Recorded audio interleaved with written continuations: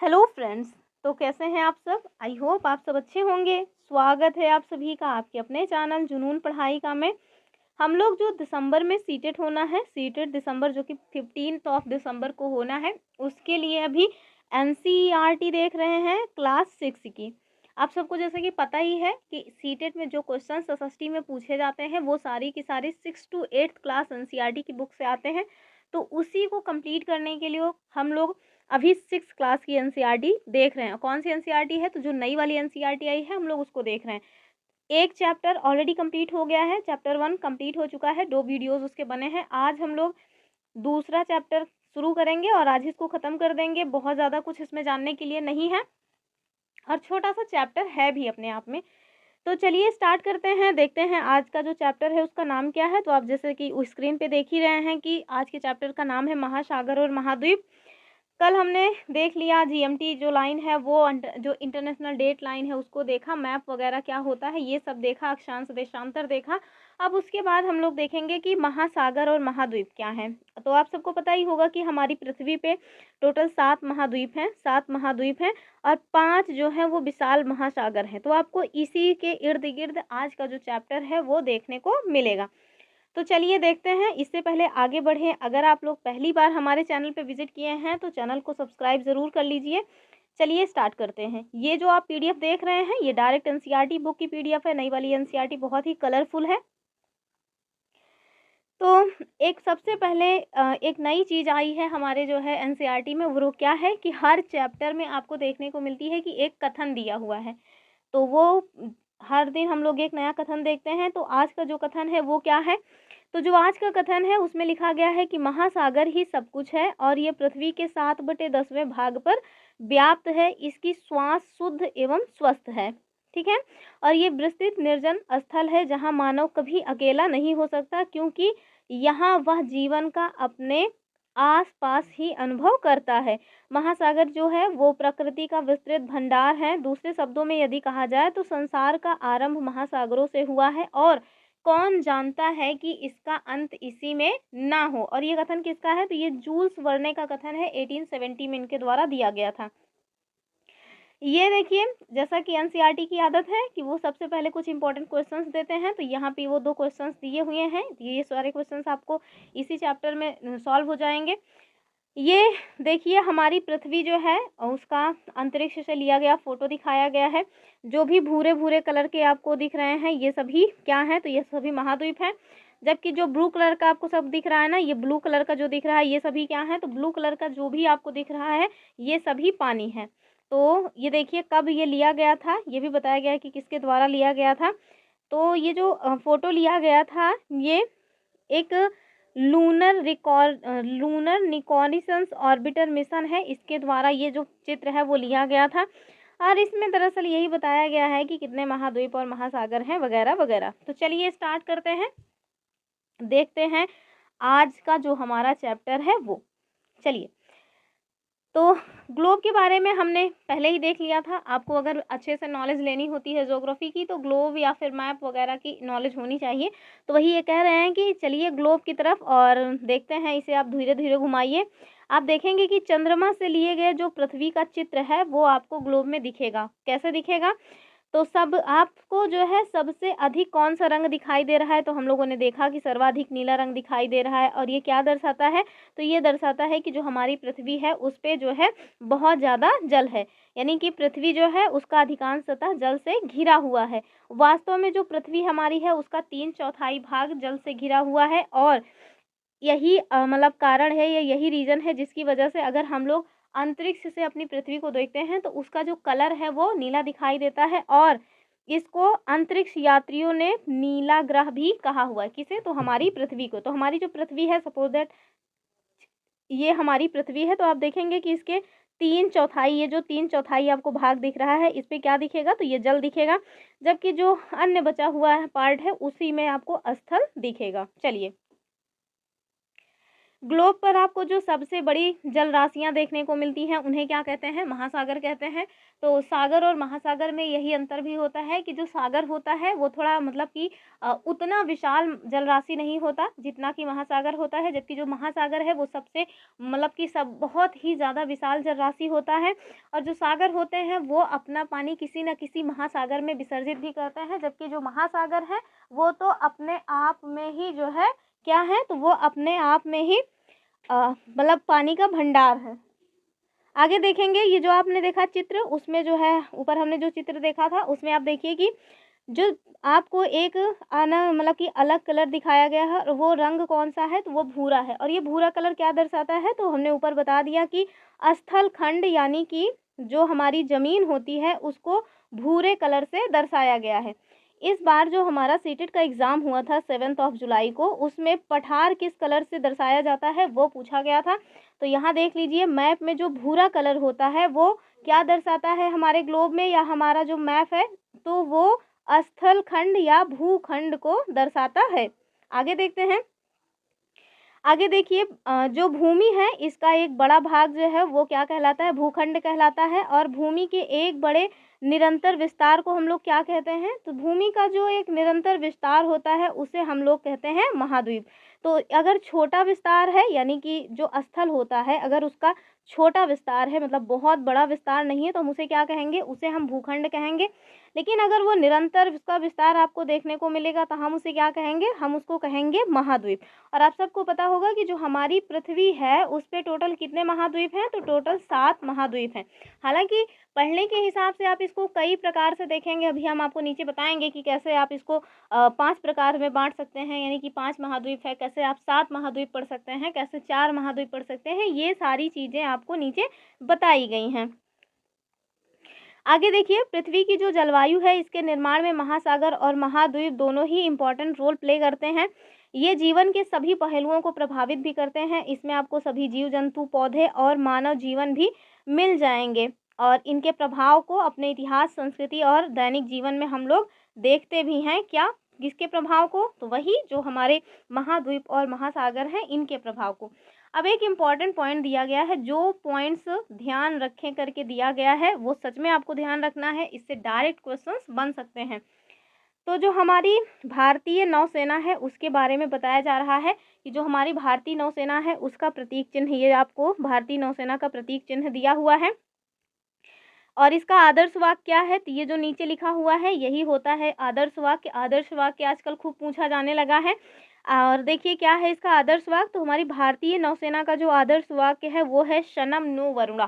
तो अगर कल को सीटेट में आपसे पूछ लेगा कि शनम नो वरुणा जो है वो हमारी कौन सी सेना का ध्येय वाक्य है, तो आप लोग कहेंगे ये सब क्या बकवास है, ये सब कौन पूछता है। तो भैया पूछ सकते हैं ना, अगर एनसीईआरटी में दिया है तो आपसे कुछ भी पूछा जा सकता है। और इसका अर्थ क्या होता है, तो जो शनम नो वरुणा है इसका अर्थ होता है हे वरुण हमारे लिए कल्याणकारी हों। और ये महासागर, आकाश तथा जल से संबंधित वैदिक देवता जो वरुण है इनकी स्तुति की गई है इसमें। आगे देखते हैं हम। ये देखिए अब हमारा जो है पृथ्वी पर जल और भूमि का जो वितरण है वो यहाँ पे बताया जा रहा है। चलिए देखते हैं। जैसा कि हम देखते हैं जो महासागर और महाद्वीप हैं ये उत्तरी और दक्षिणी गोलार्ध में समान रूप से वितरित नहीं है। तो जो हमारी पृथ्वी है हमने पहले प्रीवियस वीडियोस में ही बता दिया है कि जो हमारी पृथ्वी है वो जो हमारी भूमध्य रेखा है 0 डिग्री, वो हमारी पृथ्वी को 2 पार्ट्स में डिवाइड करती है। एक तो है नदर्न जो है और दूसरा है सदर्न हेमिस्फेयर। तो जो नदर्न हेमिस्फेयर और सदर्न हेमिस्फेयर है इसमें आप देखेंगे कि जो महाद्वीप और महासागर हैं इनका वितरण समान रूप से नहीं है। अब देखिएगा जो नदर्न हेमिस्फेयर है इसमें स्थल रूप ज़्यादा है, यानी कि इस पे जो है महाद्वीप ज़्यादा है, जबकि जो हमारा सदर्न हेमिस्फेयर है इसमें जल की मात्रा अधिक है। यहाँ महाद्वीपों की जो मात्रा है वो कम है और जो है जल की मात्रा अधिक है। तो यही सारी चीज़ें यहाँ पे दिखाई गई हैं।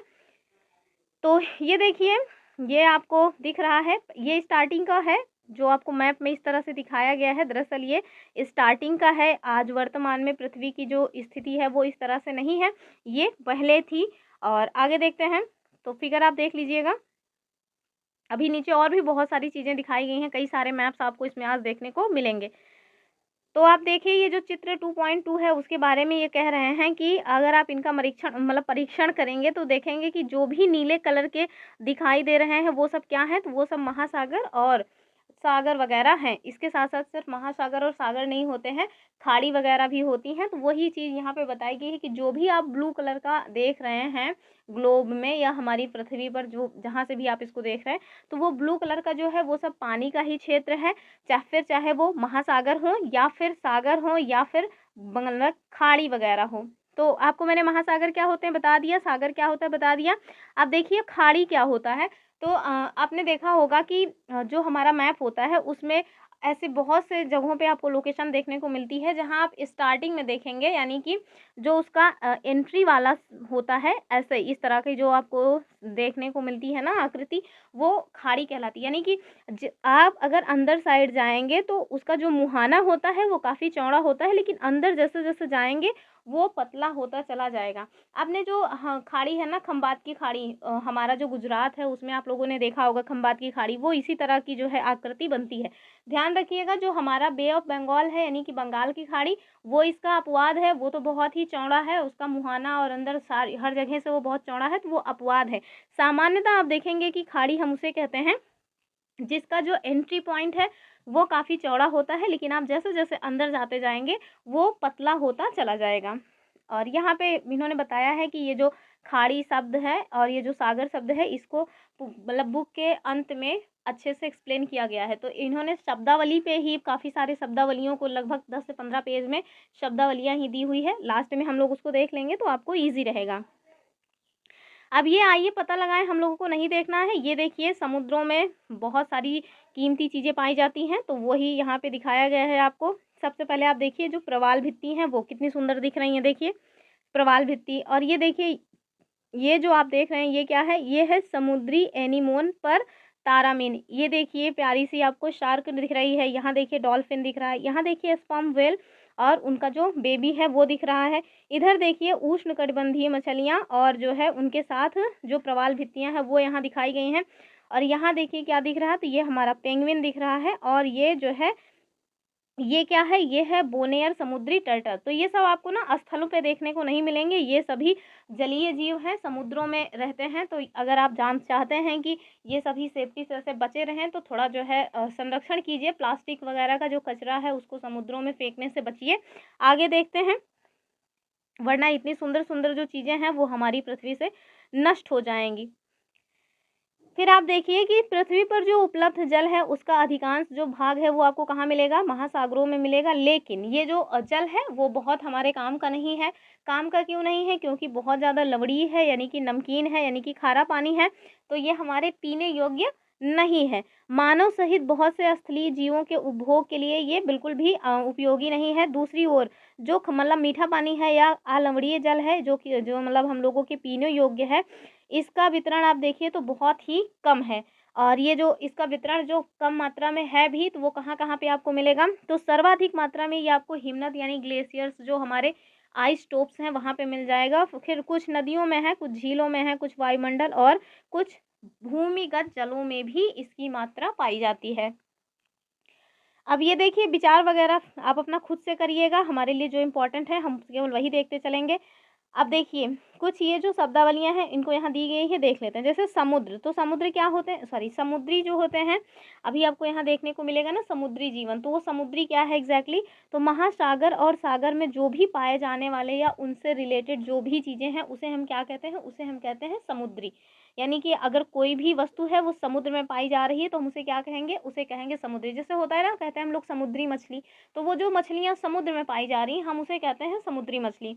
आगे देखिए वनस्पति जगत के बारे में बोला गया है। तो वनस्पति जगत क्या है, तो किसी विशेष क्षेत्र अथवा कालखंड में पाए जाने वाले जो पेड़ पौधे होते हैं उन्हें हम कहते हैं वनस्पति जगत। और प्राणी जगत किन्हें कहते हैं, तो किसी विशेष क्षेत्र अथवा कालखंड में पाए जाने वाले जो जीव जंतु हैं उन्हें हम कहते हैं प्राणी जगत। चलिए महासागरों के बारे में यहाँ बताना स्टार्ट कर दिया है इन्होंने। तो पृष्ठ 32 पे अभी नहीं, वैसे पहले देख लेते हैं, उसके बाद हम लोग इसको मैप में अच्छे से लोकेट करेंगे तो आपको लाइफ टाइम ये याद रहेगा कौन से महासागर कहाँ पे हैं। तो आप देखिए विश्व के मानचित्र में आपको 5 महासागरों के नाम मिलेंगे, तो जिसमें आप सर्वाधिक यानी कि सबसे विशाल जो महासागर है वो है प्रशांत महासागर, दूसरा जो विशालतम महासागर है वो है अटलांटिक, तीसरा है अपना प्यारा हिंद महासागर, चौथा है आर्कटिक महासागर और 5वें नंबर पे आता है कौन सा महासागर, तो दक्षिणी महासागर। डायरेक्ट आपसे क्रम लगाने के लिए पूछा जा सकता है कि आप इनको अवरोही क्रम में सेट करिए, तो सबसे बड़ा जो है वो उसको हम सबसे पहले लिखेंगे, यानी कि सबसे जो बड़ा महासागर है वो कौन सा है, मतलब कि हमारा पैसिफिक ओशन यानी कि प्रशांत महासागर, दूसरे पे आता है अटलांटिक, तीसरे पे आता है हिंद और चौथे पे आता है आर्कटिक, पांचवे पे आता है दक्षिणी अथवा अंटार्कटिक महासागर। तो इसे अंटार्कटिक महासागर भी कहा जाता है और साथ में दक्षिणी महासागर भी कहा जाता है। और अगर ईमानदारी से देखा जाए तो ये जो 5 महासागर आपस में आपको बटे हुए दिख रहे हैं ये अलग अलग नहीं है, ये एक ही महासागर के हिस्से हैं, बस लोकेशन के हिसाब से इनको अलग अलग नाम दे दिया गया है ताकि पढ़ने लिखने में थोड़ा आसानी रहे, समझने में आसानी रहे। आगे बता रहे हैं कि जो विविधतापूर्ण समुद्री जीवन है ये समृद्ध करने में जो महासागर है वो सहायक होते हैं और अनेक प्रकार के पेड़ पौधे और जीव जंतुओं की जो विभिन्न प्रजातियां हैं वो आपको कहाँ देखने को मिल जाएंगी, महासागरों में देखने को मिल जाएंगे। जैसे अभी हमने ऊपर देखा ना कि स्पर्म व्हेल हो गई, जो पेंगुइन था वो भी था और एक क्रोकोडाइल हमने देखा था, तो ये सारे जो जीव जंतु हैं, शैवाल हो गया, तो ये सब आपको कहाँ देखने को मिलते हैं, तो ये सब आपको कहाँ देखने को मिलेंगे, समुद्रों में या फिर महासागरों में। जो समुद्री वनस्पति जगत है, ये देखिए वनस्पति जगत को हमने यहाँ बताया था ना कि किसी विशेष क्षेत्र अथवा कालखंड में जो पाए जाने वाले पेड़ पौधे हैं हम उन्हें क्या कहते हैं, उन्हें हम कहते हैं वनस्पति जगत। तो जो समुद्री वनस्पति जगत है इसमें छोटे पौधे और सभी समुद्री शैवाल जैसे एल्गी एंड सीवीड्स हैं ये सम्मिलित होते हैं। समुद्री प्राणी जगत में हजारों प्रजातियों की रंगीन मछलियां हैं, डॉल्फिन, व्हेल, अनगिनत रहस्यमयी गहरे जीव जंतु शामिल हैं। सूर्य की रोशनी वाली जो सतह है इससे लेकर के समुद्र की जो एकदम नीचे वाली सतह है जहाँ पे सूर्य की रोशनी नहीं पहुँचती है वहाँ तक आप देखेंगे कि विविध प्रकार के जीव जंतु और बहुत सारे खनिज पाए जाते हैं। लेकिन प्रॉब्लम क्या है, प्रॉब्लम ये है कि जितनी जानकारी हमें महासागरों के मतलब कि महाद्वीपों के बारे में है उतनी जो है जानकारी हमें महासागरों के बारे में नहीं है। इवन हम लोग अंतरिक्ष के बारे में भी उसी तरह से, जिस तरह से हमें महासागरों की जानकारी नहीं है उसी तरह से हमें अंतरिक्ष के भी बारे में जानकारी नहीं है, लेकिन हमें अपने कम से कम महाद्वीप की जानकारी है, भले ही ध्रुवों की जानकारी ना हो। आगे देखते हैं, ये देखिए ये है मैप, इस मैप में आप देखिए सारे महाद्वीप और महासागर बताए गए। यद्यपि नीचे आपको महाद्वीप के बारे में अलग से बताया गया लेकिन फिर भी हम आपको यहाँ बताते हुए चल रहे हैं।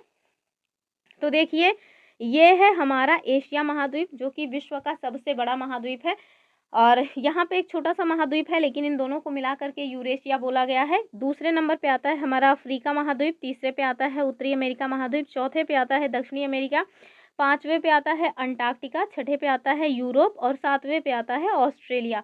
तो सबसे जो बड़ा महाद्वीप है वो कौन सा है, वो है अपना मतलब एशिया, सबसे छोटा है ऑस्ट्रेलिया। फिलहाल के लिए हम यहाँ महासागरों को देखेंगे। तो आप देखिए जो प्रशांत महासागर है वो सबसे बड़ा महासागर है जो यहाँ से स्टार्ट हो रहा है। ये जो लोकेशन आपको दिख रही है जहाँ जहाँ हम मार्क करते चल रहे हैं ये पूरी की पूरी लोकेशन किसकी है, तो ये प्रशांत महासागर की है। इसे पैसिफिक ओशन कहा जाता है, ठीक है। और पैसिफिक ओशन में ही वर्ल्ड का सबसे गहरा ट्रेंच यानी सबसे गहरा गड्ढा या ये कहें कि सबसे गहराई में स्थित स्थान पाया जाता है जिसे हम कहते हैं मेरियाना ट्रेंच। क्या कहते हैं, मेरियाना ट्रेंच।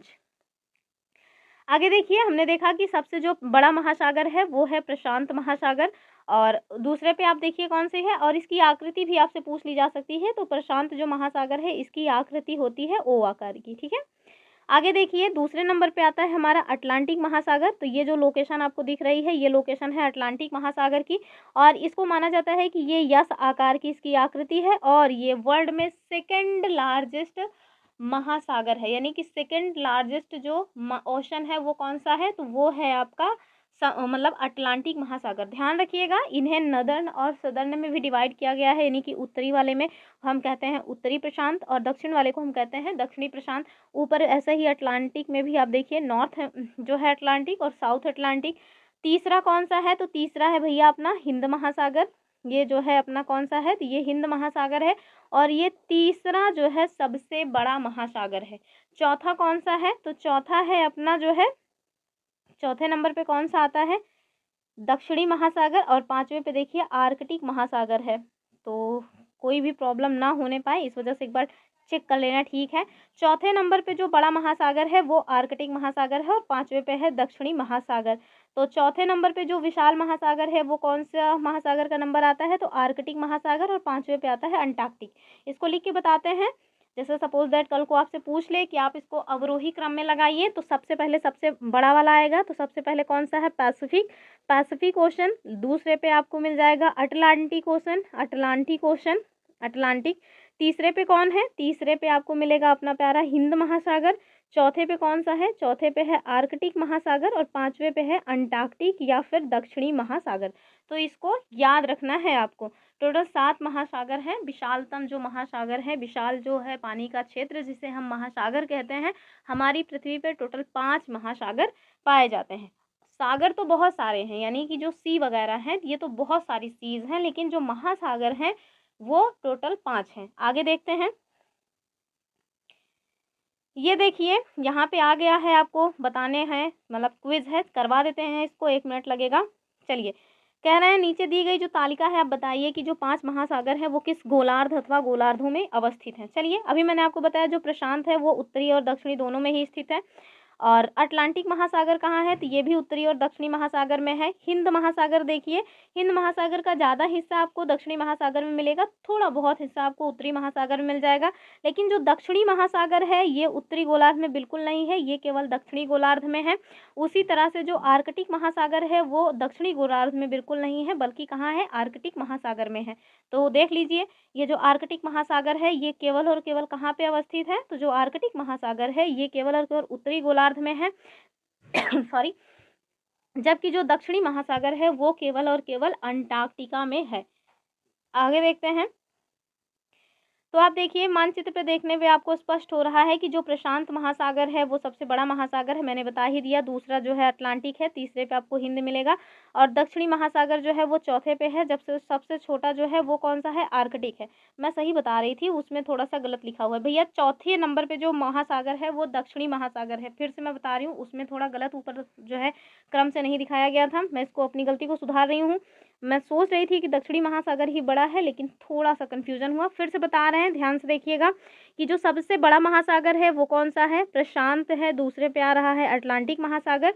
तीसरे पे कौन आएगा, तो तीसरे पे आएगा अपना हिंद महासागर, और चौथे पे आता है कौन सा, ये जो दक्षिणी महासागर है ये चौथा सबसे बड़ा महासागर है। जबकि जो 5वां सबसे बड़ा महासागर या सबसे छोटा जो महासागर है वो कौन सा है, तो वो है आर्कटिक महासागर।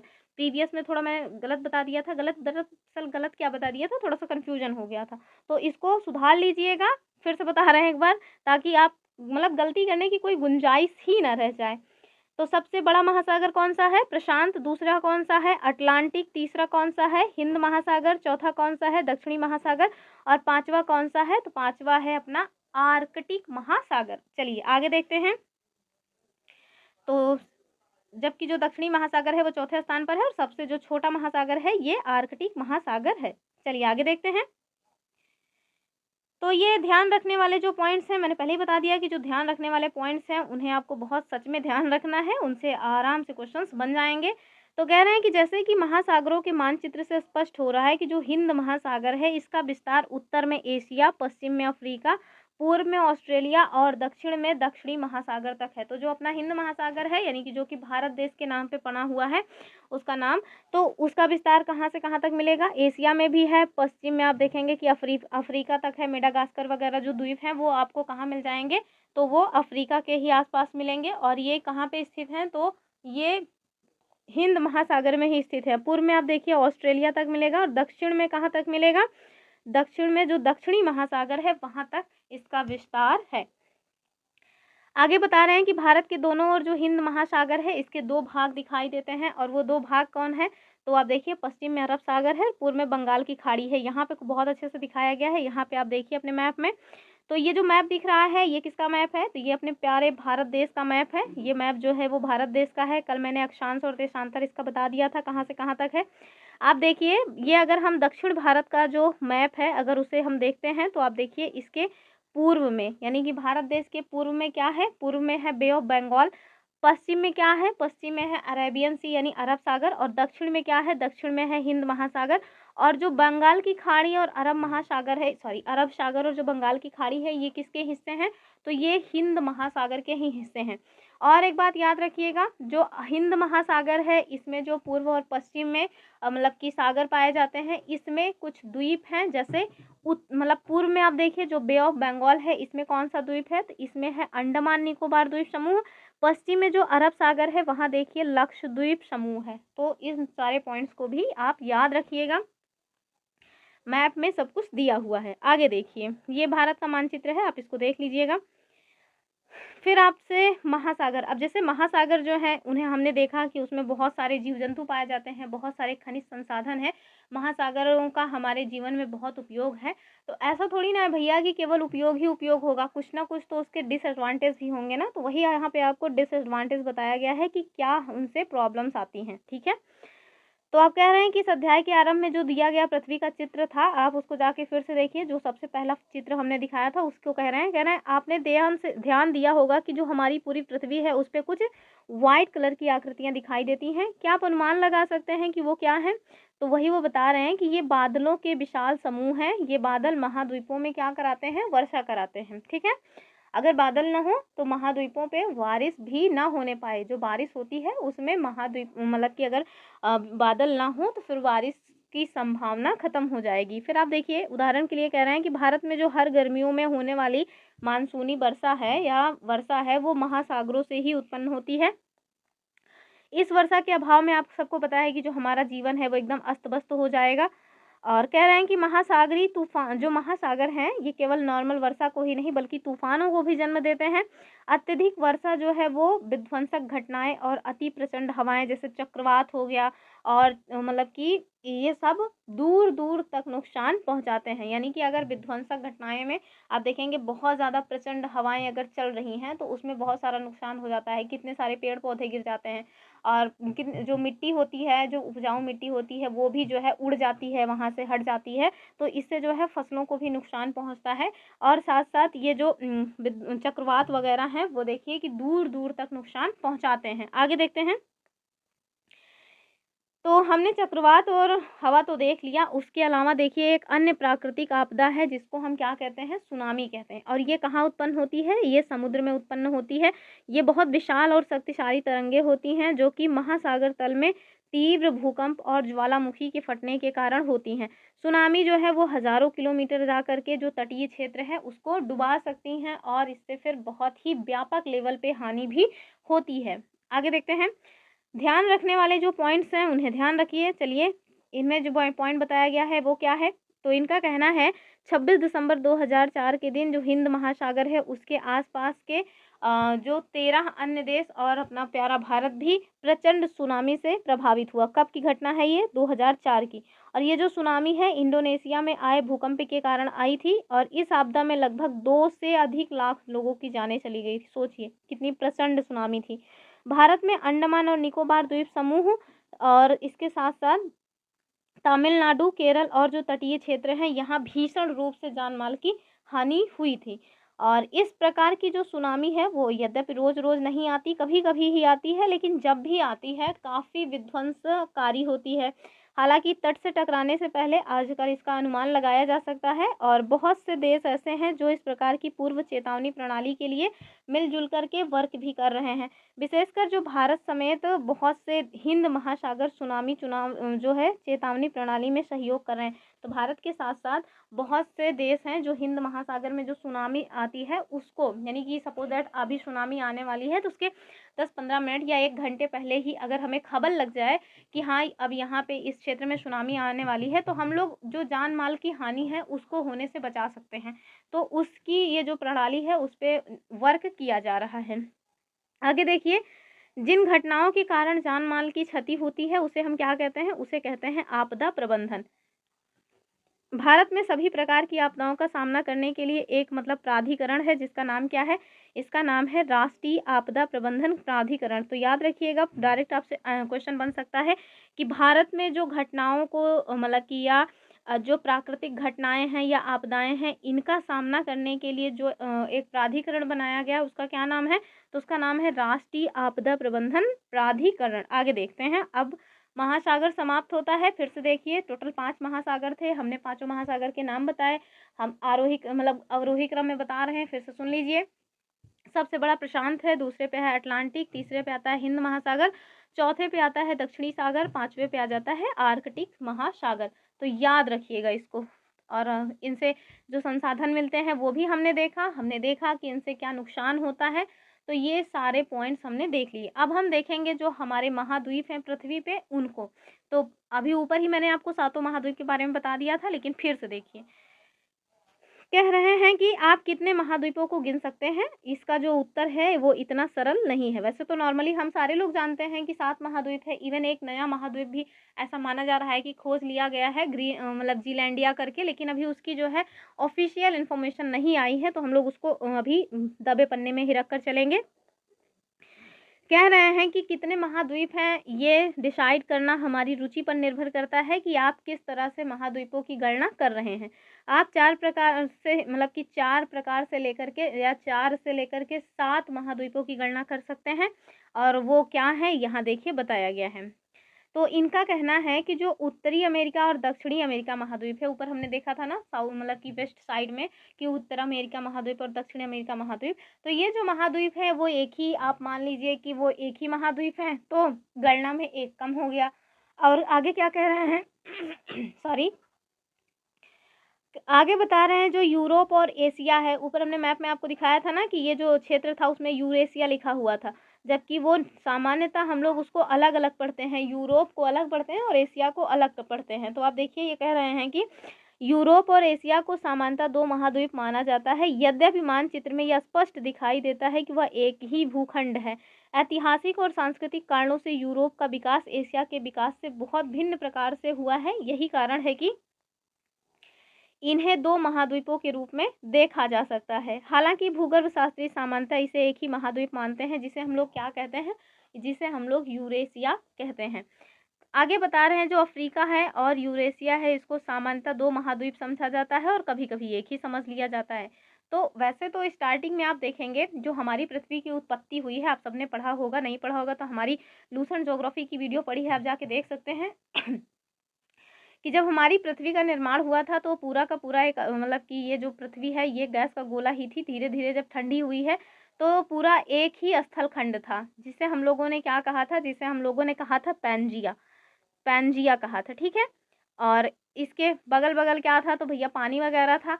बाद में जो है इस पैंजिया में टूट पड़ती है, जब पैंजिया में टूट पड़ती है, ये जो पैंजिया था इसमें जब दरार पड़ी, टूट पड़ी, तो आप देखेंगे कि जो पानी है वो इसके मध्य में आ गया और जो है 2 पार्ट्स में डिवाइड हो गया जो पैंजिया था। और वो उसको कैसे कैसे डिवाइड हुआ, पहला जो पार्ट था उसे हम लोगों ने कहा अंगारा लैंड, दूसरे को हमने कहा गोंडवाना लैंड, गोंडवाना लैंड, ठीक है।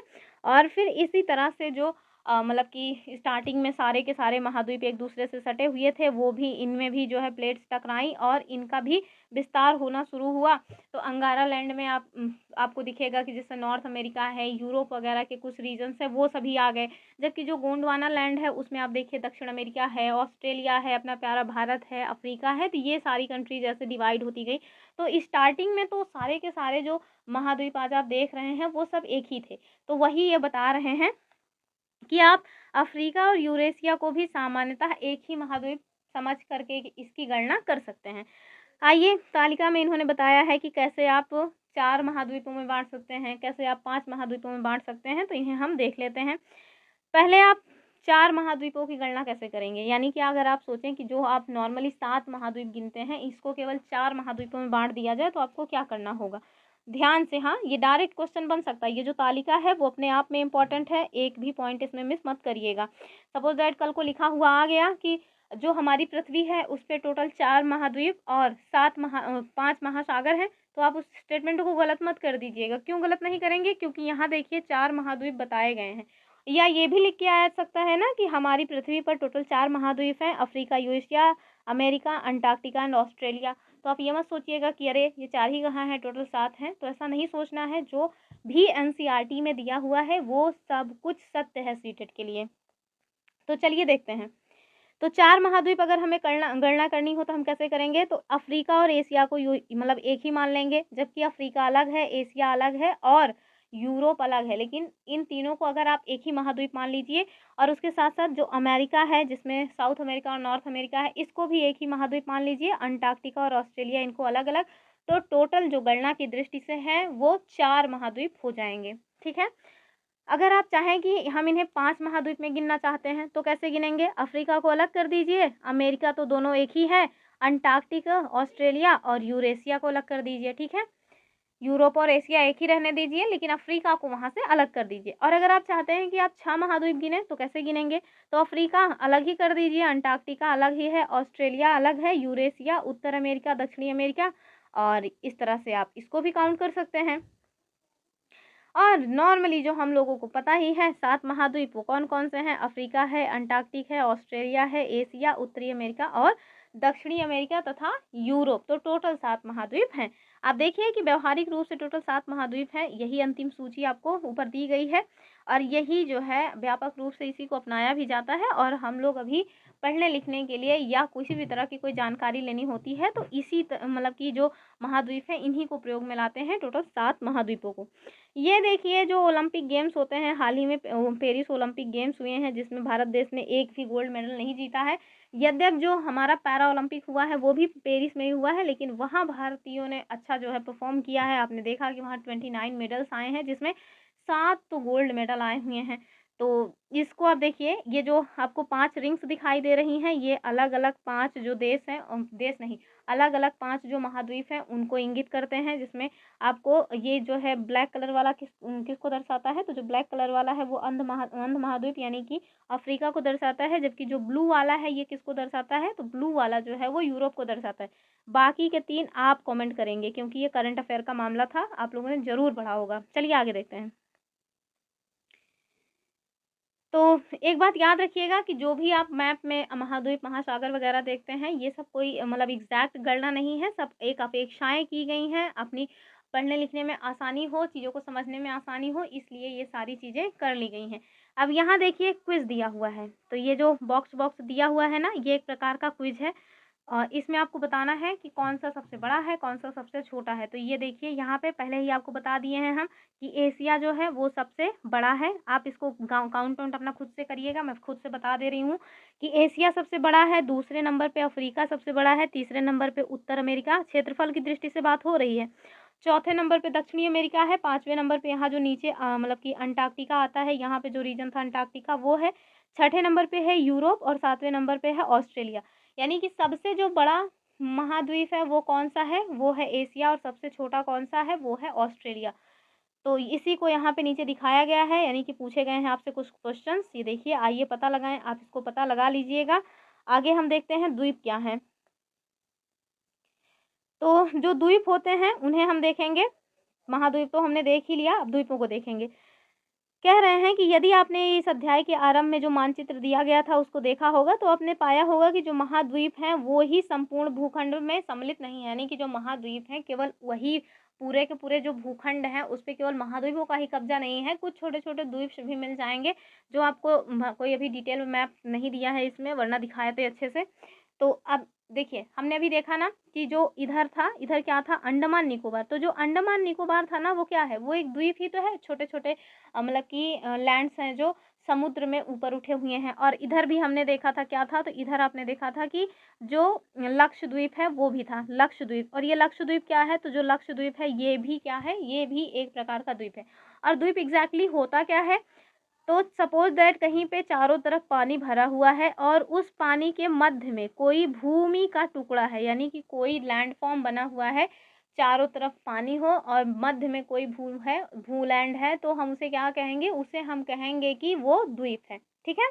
तो चारों तरफ पानी हो, बीच में जो है कोई भूमि का टुकड़ा हो, उसको हम क्या कहते हैं? उसे हम कहते हैं भूखंड या द्वीप कहते हैं। तो यही यहाँ पे बताया गया है। आगे देखते हैं, हमारी जो पृथ्वी है उस पर बहुत सारे द्वीप हैं। इवन जो इंडोनेशिया है उसी अकेले में ही लगभग 17,000 से अधिक द्वीप वगैरह आपको मिल जाएंगे, लेकिन इतना कौन काउंट करता है? आइए, जो ध्यान रखने वाली बातें हैं, लेकिन हाँ जो मैंने आपको बताई ना डिफिनीशन याद रखिएगा कि चारों तरफ पानी, यानी कि एक ऐसा भूमि का टुकड़ा जिसके चारों ओर पानी ही पानी हो, उसे हम क्या कहते हैं? उसे हम कहते हैं द्वीप। इसको याद रखना आप। चलिए कुछ इंपॉर्टेंट पॉइंट्स है उसको देख लेते हैं। जैसे विश्व का सबसे जो बड़ा द्वीप है वो कौन सा है, तो ग्रीनलैंड है। यह आपको कहाँ देखने को मिलेगा, तो कनाडा के जस्ट ऊपर आपको देखने को मिल जाएगा, आर्कटिक सागर के नीचे। और इस पे कब्जा किसका है, तो जो ग्रीनलैंड है इस पे कब्जा है डेनमार्क का, डेनमार्क का कब्जा है। डेनमार्क एकदम छोटू सा कंट्री है, किसका, यूरोप का कंट्री है, बहुत छोटा सा है। लेकिन देखिए कि जो ग्रीनलैंड है, सपोज दैट ग्रीनलैंड इतना सा है और डेनमार्क इतना सा है, तो इसने इस छोटे से बेबी ने इस पे कब्जा करके रखा हुआ है। आगे देखिए कि जो विश्व का सबसे बड़ा द्वीप है वो कौन सा है, ग्रीनलैंड है। ध्यान रखिएगा द्वीप की बात हो रही है, महाद्वीप से कंफ्यूज मत करिएगा। जो महाद्वीप है वो तो सबसे बड़ा महाद्वीप एशिया है, लेकिन द्वीप में अगर बात की जाए तो सबसे जो बड़ा द्वीप है वो है ग्रीनलैंड। और आप इसको जा कर के मैप में देख लीजिएगा। और अगर आप ये जानना चाहते हैं कि भारत के कितने हिस्से को मिला दिया जाए जितने में ग्रीनलैंड का जितना एरिया है और भारत के हिस्से से वो बराबर हो जाए, आप भैया भारत के जो 10 बड़े राज्य हैं ना उनके क्षेत्रफल को अगर मिला देंगे तब ग्रीनलैंड का क्षेत्रफल कंप्लीट होगा। कह रहे हैं भारत में 13,000 से अधिक द्वीप हैं। इसमें मुख्य रूप से 2 द्वीप हैं, और वो द्वीप कौन से हैं, बंगाल की खाड़ी में था अंडमान निकोबार, और जो है अरब सागर में है लक्षद्वीप द्वीप समूह। ठीक है। 1981 से भारतीय अंटार्कटिक कार्यक्रम के अंतर्गत जो अंटार्कटिका है इसमें अन्वेषण किया जा रहा है। अंटार्कटिका एक ऐसा महाद्वीप है जो जहाँ की जलवायु बहुत अधिक ठंडी और कठोर है। अगर आप अंटार्कटिक महाद्वीप के बारे में डिटेल में जानना चाहते हैं तो हमारी वीडियो पड़ी हुई है ज्योग्राफी लूसेंट की, अंटार्कटिका उसका नाम भी है, आप जाके वहाँ देख सकते हैं, आपको सारी नॉलेज आराम से मिल जाएगी। और जो नीचे आपने देखा था ना मैप में सबसे नीचे ये जो अंटार्कटिका महाद्वीप था वही है अंटार्कटिका महाद्वीप। वही बता रहे हैं कि सफ़ेद रंग से फैला हुआ है, जो कि जिसमें अधिकांशता क्या है, बर्फ जमी हुई है। 1983 में भारत ने अंटार्कटिका में दक्षिणी गंगोत्री नाम से अपना पहला वैज्ञानिक बेस जो है स्टेशन स्थापित किया था। बाद में 2 और बेस स्टेशन स्थापित किए हैं, जिसमें जो है इसमें उसका नाम नहीं बताया गया है, लेकिन दक्षिण गंगोत्री है, मैत्री है और एक हिमाद्री है शायद। और आप देखिए कि इस सुदूर प्रदेश में भारतीय वैज्ञानिकों के लगभग 40 दलों ने विशेष रूप से जलवायु और पर्यावरण के विकास पर शोध काम किया। तो जो अंटार्कटिका है ना, दरअसल वहाँ पे कोई कॉलोनी नहीं बसाई जा सकती, वहाँ पे केवल शोध काम ही की जा सकती है। और ये अपने आप में मतलब कि सारे जो कंट्रीज़ हैं उन लोगों ने मिल करके ये डिसीजन लिया हुआ है। और यहाँ पे रहने के लिए जो वैज्ञानिक वगैरह है ना, अगर वो जाते हैं वहाँ शोध काम करने तो वहाँ रहने के लिए उनके पास कुछ तो होना चाहिए ना। तो वहाँ पे आवास है और साथ में एक पुस्तकालय है और डाकघर भी है। तो अभी हाल ही में अंटार्कटिका में भारत देश ने अपना तीसरा डाकघर भी स्थापित किया हुआ है, तो याद रखिएगा इसे। अब देखिए जो महासागर है और उसमें जो जीवन है उसके बारे में देख लेते हैं, बस खत्म ही होने वाला है ये चैप्टर भी। तो महासागर और महाद्वीप जो है ये पर्यावरण के बहुत ही आवश्यक भाग हैं, हम देख ही चुके हैं। अगर हम इस पे ध्यान नहीं भी देते हैं तब भी आप जानिए कि ये हमारे अधिकांश पक्षों को प्रभावित करते हैं। और जो महासागर हैं इनसे महाद्वीपों पर वर्षा होती है, ये हमने देख ही लिया। और ये जो महासागर हैं ये पृथ्वी के जल चक्र में पार्टिसिपेट करते हैं। उदाहरण के लिए जो महासागर है इनके बिना वर्षा नहीं होगी तो क्या होगा, अगर वर्षा नहीं होगी तो जो हमारी पृथ्वी है उस पर पेड़ पौधे नहीं उगेंगे, यानी कि मरुस्थल नहीं होगा, पेड़ पौधे नहीं उगेंगे तो जो हमारी धरती है वो मरुस्थल हो जाएगी। मरुस्थल हो जाएगी तो फिर अपन लोग खाना पीना कैसे खाएंगे। तो ये सारे प्रॉब्लम्स है ना, तो हमारे जीवन में महासागरों का बहुत ज़्यादा इंपॉर्टेंट रोल है। और साथ में एक बात और याद रखिएगा कि जो ऑक्सीजन है, तो जो ऑक्सीजन है, सर्वाधिक ऑक्सीजन हमें कहाँ से प्राप्त होती है, तो जो सर्वाधिक ऑक्सीजन है वो हमें महासागरों से ही प्राप्त होती है। जो महासागरों में पाए जाने वाले जीव जंतु हैं जैसे नील हरित शैवाल वगैरह हैं, तो उनसे सर्वाधिक मात्रा में ऑक्सीजन जो है वो बाहर निकलती है। यही कारण है कि इन्हें पृथ्वी के फेफड़े कहा जाता है, यानी लंग्स ऑफ अर्थ। इस प्रकार जो महासागर है ये जलवायु को नियंत्रित करने और पृथ्वी पर जीवन को बनाए रखने में इम्पॉर्टेंट रोल प्ले करते हैं। जो महासागर हैं ये अनेक प्रकार से मानव जाति को प्रभावित करते हैं। आरंभिक काल से ही एक जगह से दूसरी जगह जाने में, सभी प्रकार के सामानों के व्यापार, सैनिक अभियान संचालित करने और भोजन हेतु जो मछली पकड़ने वाला काम है ये हम लोगों ने महासागरों और सागरों से ही किया हुआ है। आप सबको पता होगा, मैंने अपने प्रीवियस वीडियोस में कराया भी है कि जो जल के द्वारा जो परिवहन है यहाँ से वहाँ जो किया जाता है, यानी कि जो समुद्री जहाज वगैरह होती है ना, परिवहन में वो सबसे सस्ता साधन होता है। जबकि आप वायुयान से जाएं या रोड से ही जाएं इवन, तो वो काफ़ी महंगा पड़ जाता है। लेकिन जो जल से, यानी कि जल में जो बोट चलाई जाती हैं उससे अगर आप किसी भी सामान को इस देश से उस देश में भेज रहे हैं तो वो थोड़ा सस्ता पड़ जाता है। और साथ में आप देखेंगे कि सभी जो भी हमारे देश विदेश में संस्कृतियां हैं, उनमें कुछ किंवदंतियां और कहानियां ऐसी प्रचलित हैं कि जो समुद्र है उसमें देवी देवताएं रहते हैं, और जो समुद्री दैत्य और समुद्र के कोष हैं, इनको महासागरों के खतरे और उनके आशीर्वाद की जो बातें हैं, ये सब आपको कहानियों में सुनने को मिल जाएंगे। दादी नानी लोग आपको बताते हुए मिलेंगी ही।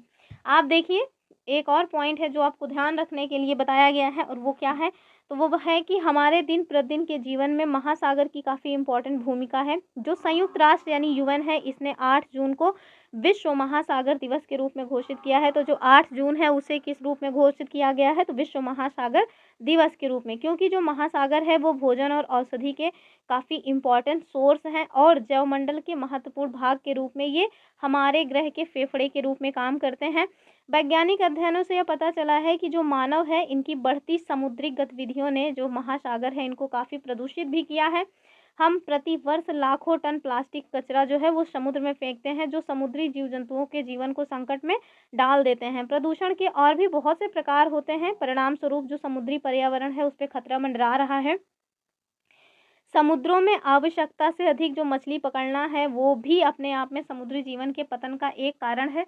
हम सभी का दायित्व है कि पृथ्वी पर मानवता के भविष्य को बचाने के लिए महासागरों को बचाने का प्रयास करें। तो याद रखिएगा, ये क्वेश्चन यहाँ से भी डायरेक्ट बन सकता है कि समुद्री जीवन के पतन का क्या कारण है।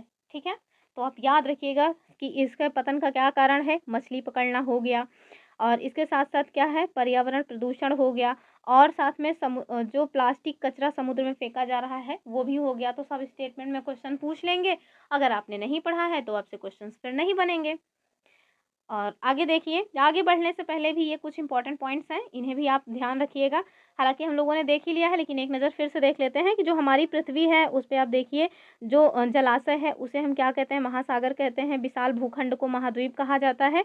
महासागर सभी आपस में जुड़े हुए हैं, और जो महाद्वीप है इनके विभिन्न प्रकार से गिना जाता है, लेकिन सामान्यतः इनको 7 महाद्वीपों में ही गिना जाता है। और दक्षिणी गोलार्ध की तुलना में उत्तरी गोलार्ध जो है उसमें स्थल भाग अधिक है, यानी कि जो नदर्न हेमिस्फेयर है उसमें आप देखेंगे कि लैंडफॉर्म अधिक है, जबकि जो सदर्न हेमिस्फेयर है उसमें जल की उपलब्धता अधिक है।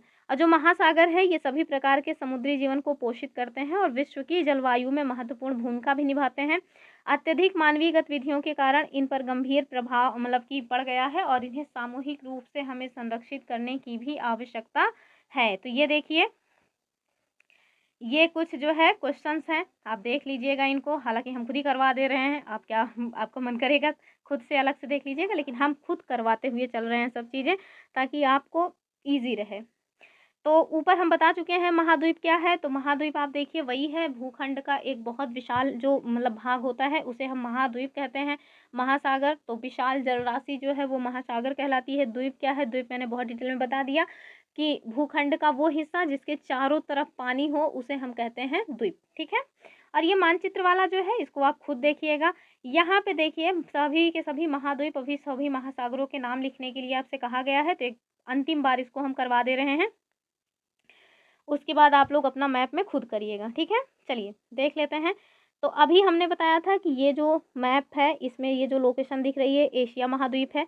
ये जो है ये है सॉरी ये अफ्रीका है, अफ्रीका महाद्वीप है। ये वाला जो दिख रहा है ये है यूरोप जो कॉन्टिनेंट है वो, ये है नदर्न अमेरिका कॉन्टिनेंट, और ये है साउथ अमेरिका कॉन्टिनेंट। यहाँ आप देखिए ये क्या है, तो ये है अपना प्यारा अंटार्कटिका, जहाँ पे ह्यूमन लाइफ नहीं है, यानी कि जीव जंतु थोड़ा कम ही पाए जाते हैं, बर्फ जमी रहती है। और ये कौन सा है, ये है ऑस्ट्रेलिया। ठीक है, ये टोटल 7 महाद्वीप हैं। अब हम देख लेते हैं महासागर कौन कौन से हैं। तो मैंने आपको बताया कि सबसे बड़ा महासागर ये है पैसिफिक ओशन, यहाँ तक इसका विस्तार है पैसिफिक का। दूसरे पे आप देखिए ये है अटलांटिक ओशन, अटलांटिक ओशन। ठीक है, तीसरा हमने क्या बताया था, तीसरा हमने बताया था ये है हिंद ओशन यानी हिंद महासागर।